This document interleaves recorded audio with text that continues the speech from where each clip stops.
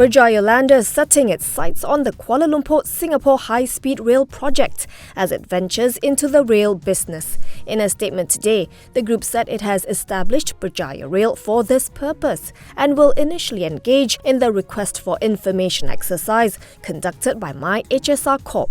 Through this venture, it said Berjaya Rail will be conducting businesses involving the construction of railways and subways, design, supply and installation of railway systems, development of transit-oriented properties and consulting and training services for related technical solutions. It will be helmed by Farizul Baharum, whose wealth of experience includes his stints as Special Advisor to the Transport Minister and Head of Project Management Office for LRT3 at Prasarana, Malaysia.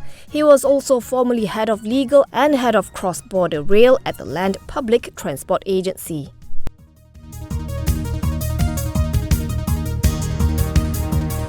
The Public Service Department, or PSD, is reportedly taking action on over 500 MACC reports regarding misconduct of staff, which were said to have been ignored by government agencies.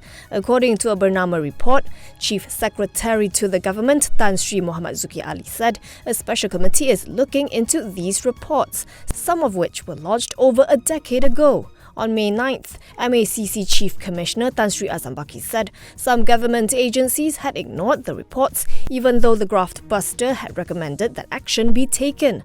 Muhammad Zuki said today the figure was accumulative and that action had been taken on some of the cases.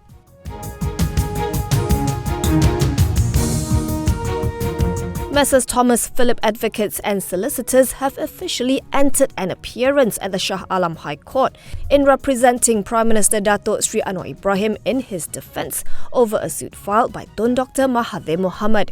The firm wrote in to the High Court to confirm it would be representing Anwar, who is also Tambun Member of Parliament. Alif Benjamin Suhaimi from Messrs. Thomas Phillip told The Edge that a copy of the document has been sent to Dr. Mahathir's solicitor. The two-time former Prime Minister had filed a 150 million ringgit suit against Anwar, who allegedly made defamatory comments against him in a speech during PKR's Congress on March 18th.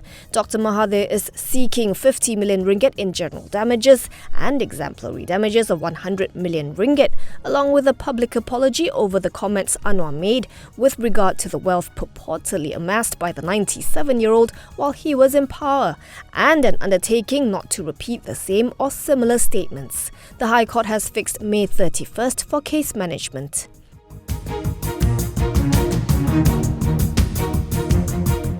P Setia achieved sales of 1.03 billion ringgit for the first quarter of FY 2023. This was contributed largely by local sales from the central and southern region of the country, and the developer is optimistic that it will achieve its annual sales target of 4.2 billion ringgit. President and CEO Datuk Chong Kah Wai said the group is happy with this achievement, which reflects improvement in a challenging macroeconomic environment and market sentiment. Net profit stood at 55.45 million ringgit, some 18% lower year-on-year, although revenue increased 11.6% to 967.67 million ringgit. For FY 2023, it plans to launch 4.89 billion ringgit worth of local properties.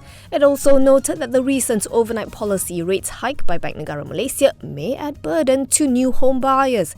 Still, the builder expects to remain resilient, underpinned by an unbilled sales pipeline of 7.17 billion ringgit, 45 ongoing projects, and an effective remaining land bank totaling 7,459 acres, with a GDV of 128.02 billion ringgit as at March 31st.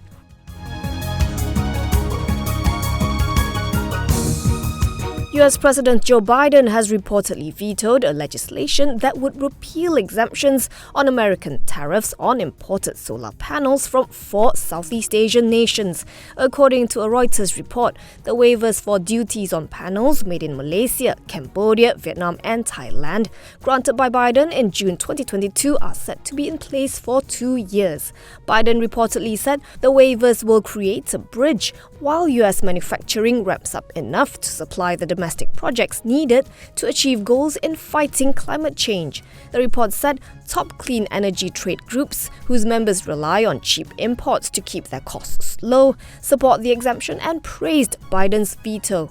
In a statement, Biden reportedly said the waivers, which he does not intend to extend after their expiration, would help ensure the US has a thriving solar installation industry ready to deploy American-made solar products to homes, businesses and communities across the nation.